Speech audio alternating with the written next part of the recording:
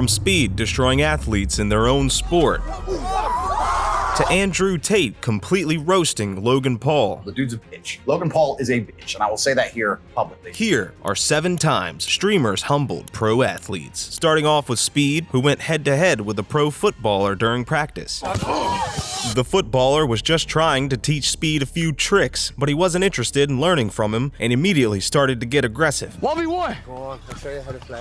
What? Well, you know every 4 steps you have to do it. Yeah.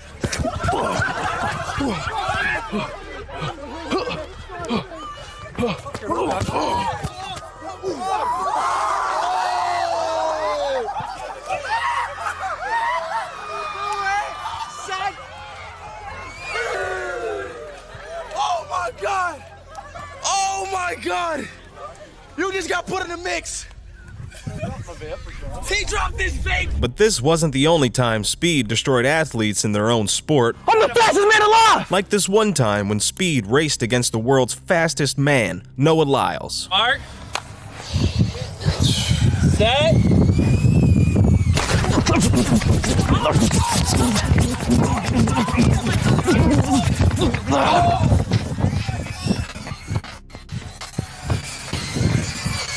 That was a tie!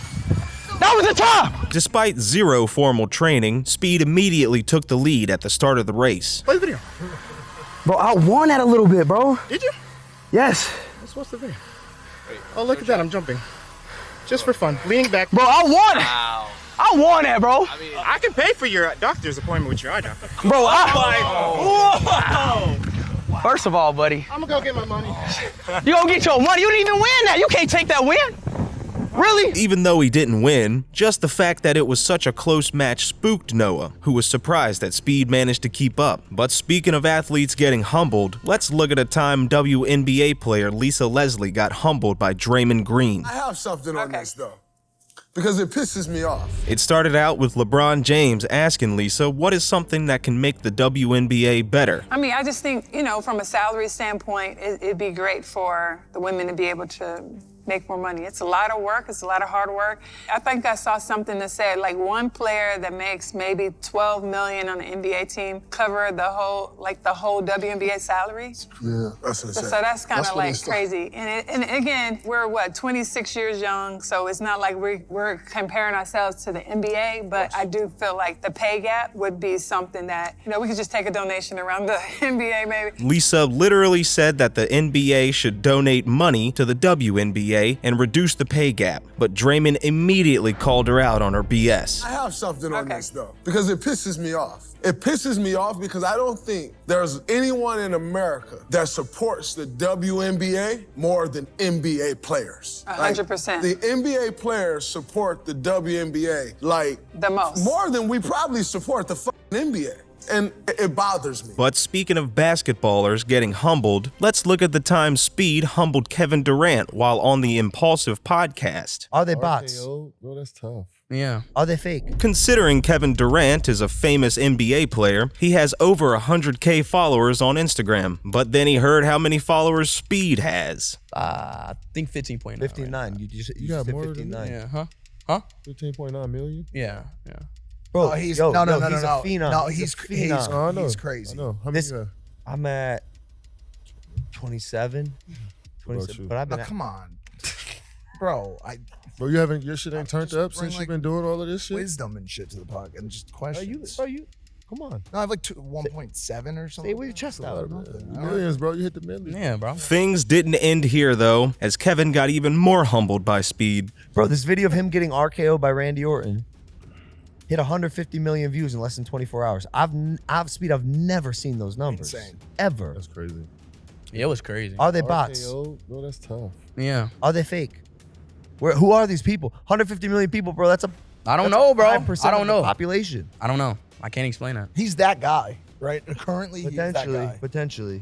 Yeah. He really is. Yeah. But while Kevin didn't take any offense to getting humbled, David Goggins definitely took offense when he saw the attitude of an NBA bench warmer and immediately called him out on it. A few weeks ago, I was in the gym working out, and this NBA player walks in with his trainer. I could tell by the exercise they were doing, he was used to doing just 12 reps. Because when the trainer said, let's do 15 today, he got a little attitude. it became very clear to me on why he was a bench warmer. Having that bare minimum fucking attitude would keep your ass on that bench. If he heard what kind of bitch he was being in that moment, he wouldn't have said it. It motivated me though. It was locked in my brain. It's still there now on how he sounded. It kept me in the gym another 2 hours. The thing about it is this. It's not just the 3 reps that he failed to fucking recognize. It's what happens in those 3 fucking reps that make you better. Never do the bare minimum. Stay hard. But this wasn't the only time that a streamer destroyed an athlete. So let's look at a time Andrew Tate humbled Logan Paul. The dude's a bitch. Logan Paul is a bitch, and I will say that here publicly. It all started with Logan Paul saying that Tate was harming the younger generation, and Tate was not happy about that. Logan Paul doesn't believe in any of the things he says. Logan Paul is a man, if you ever were unfortunate enough to consume his content, I get sent clips of it all the time by people mocking him. As soon as something comes out, whether it's Harry Styles wearing a dress, whether it's Lil Nas twerking on the devil, whether it's this, he just sits there and goes, yeah, this is great. Yeah, this is great. He is a talking piece. He is the mouthpiece for the agenda. The people have come along, people who are trying to force a narrative, and they said, look, we need to have some degree of control over the exact demographic that Tate has control over. We're gonna use Logan Paul and attempt to use him. And he sits there and just purports the bullshit points of view that the whole Hollywood establishment want him to purport. He doesn't believe in the things he said. He's told what to say. And because he was canceled before and it emotionally destroyed him, he sat on camera crying his eyes out like a little girl instead of being a man about it. He is so fearful of the mob and so scared of being canceled again that he's gonna sit there and say anything he's told. But things didn't end here, as Tate even offered to fight Logan Paul man to man. So first things first, I want to make it very, very clear that Logan Paul is absolutely and utterly a tool of the Matrix. He's a bought and sold individual with no soul. He doesn't stand up for anything and he doesn't mean anything he says. He gets pieces of paper from Susan or whoever else telling him what he's allowed to say on his channel to retain it. You believe that? 100%. Not only do I believe it, he's proved to himself. He will flip-flop on any issue. He can be bought and sold. The dude's a bitch. Logan Paul is a bitch, and I will say that here publicly. If anyone wants, I'll fight him for free. The guy's an idiot. No money needed to fight Logan Paul. The insane thing about all this is that Logan Paul never even accepted the offer to fight Andrew Tate, despite being a professional wrestler. But that's not the only time that streamers humbled fighters. In another case, Speed destroyed Alex Pereira, a former kickboxer, when they went head-to-head in a punching competition. Oh my God! The video starts with a bystander warning Speed. I want Alex Pereira. That's a bad idea. But he goes on to prove everyone wrong. Holy shit!